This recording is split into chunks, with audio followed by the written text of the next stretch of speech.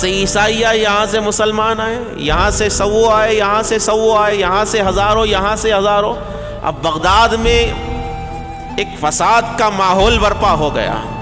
عیسائی علماء بھی آ گئے، مسلمان علماء بھی آ گئے. اب مناظرے چل رہے ہیں. عیسائی اپنی دلیلیں پیش کر رہے ہیں، مسلمان اپنی دلیلیں پیش کر رہے ہیں. یہاں سے انجیل کی آیتیں پیش کی جاتی ہیں، یہاں سے جو ہے قرآن مقدس کی آیتیں پیش کی جاتی ہے. اب تکرار چل رہی ہے. ہزاروں کا مجمع جمع ہو گیا. مریدین دوڑے اور جامع مسجد بغداد میں گئے. اس وقت سرکار پیران پیر غوث اعظم دستگیر رضی اللہ تعالیٰ عنہ ممبر پر چڑھ رہے تھے. آ کر مریدین نے دامن کو تھام کر کہا، کیا یا شیخ عبد القادر جیلانی اپنے نانا کی امت کو بچائیے. عیسائی جو ہے فتنہ برپا کر رہے ہیں. عیسائی جو ہے مسلمانوں پر جو ہے ایک فتنہ ڈال رہے ہیں. ہزاروں کا مجمع ہے، فساد برپا ہو رہا ہے. سرکار پیران پیر ممبر سے اترے.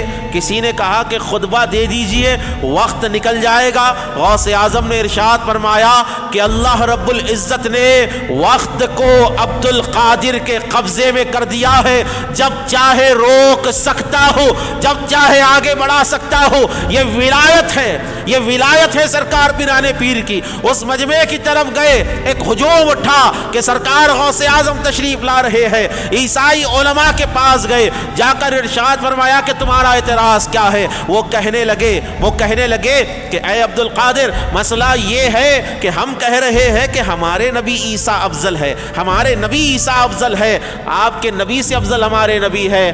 سرکار پیران پیر نے ارشاد فرمایا، تم حضرت عیسیٰ علیہ السلام کو افضل کیوں مان رہے ہو؟ ہمارے نبی سے حضرت عیسیٰ علیہ السلام افضل کیسے ہو گئے؟ تو عیسائیوں نے کہا، وہ آپ کا قرآن کہہ رہا ہے کہ ہمارے نبی نے مردوں کو زندہ کیا. کیا کیا؟ ہمارے نبی حضرت عیسیٰ نے مردوں کو زندہ کیا. سرکار پیران پیر غوث اعظم نے ارشاد فرمایا، میرے نبی تو دور کی بات ہے، وہ تو اعلیٰ ہے. میرے بارے میں کیا کہتے ہو؟ میرے بارے میں تمہارا کیا خیال ہے؟ عیسائی علماء نے کہا، مجمع نے کہا کہ آپ نبی نہیں ہے، آپ محمد الرسول اللہ علیہ السلام کی اولاد میں ہیں، آپ نبی کے غلام ہیں. تو سرکار غوث اعظم نے ارشاد فرمایا، میرا رسول تو دور کی بات ہے، رسول کا نواسا عبد القادر جیلانی مردوں کو زندہ کرتا ہے. اگر تم چاہو تو زندہ کر بتا دو. عیسائیوں نے کہا کہ ٹھیک ہے. کہا کہ قبر پر لے چلو.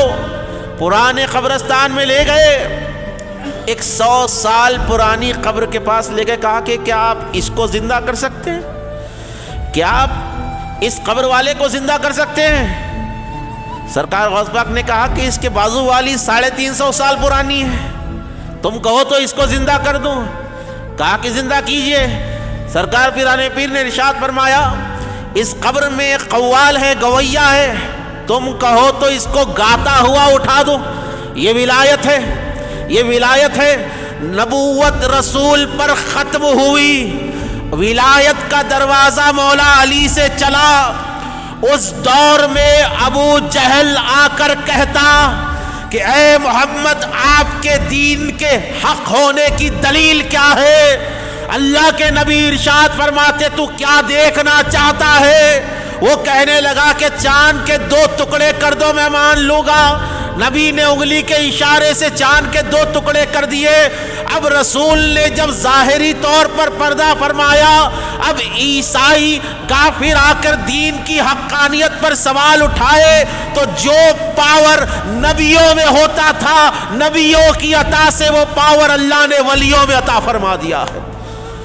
وہ پاور اللہ نے کرامت، نبی کرے تو معجزہ، ولی کرے تو کرامت. کہا کہ حضرت عیسیٰ جب مردوں کو زندہ کرتے تو کیا کہتے؟ عیسائی علماء نے کہا، عبد القادر، یہ تو آپ کا قرآن کہتا ہے کہ جب حضرت عیسیٰ علیہ السلام مردوں کو زندہ کرتے تو قم باذن اللہ کہتے. قم باذن اللہ، قم باذن اللہ کے معنی اللہ کے حکم سے اٹھ جا. سرکار پیران پیر غوث اعظم نے اس قبر پر ٹھوکر ماری. کیا ماری؟ قبر پر غوث اعظم نے ٹھوکر ماری، ارشاد فرمایا قم باذن عبد القادر، عبد القادر کے حکم سے زندہ ہو جا۔ ہزاروں لوگوں نے دیکھا کہ 350 برس پرانی قبر میں سے گاتا ہوا مردہ اٹھ جاتا ہے۔ یہ ولایت ہے سرکار غوث اعظم کی، یہ کرامت ہے سرکار غوث اعظم کی کہ جب جب دین محمدی پر انگلیاں اٹھتی ہے تو اللہ تعالیٰ غوث اعظم کی کرامتوں سے اس دین کو زندہ فرماتا ہے، اس دین کو زندہ فرماتا ہے۔ سرکار پیران پیر فرماتے ہیں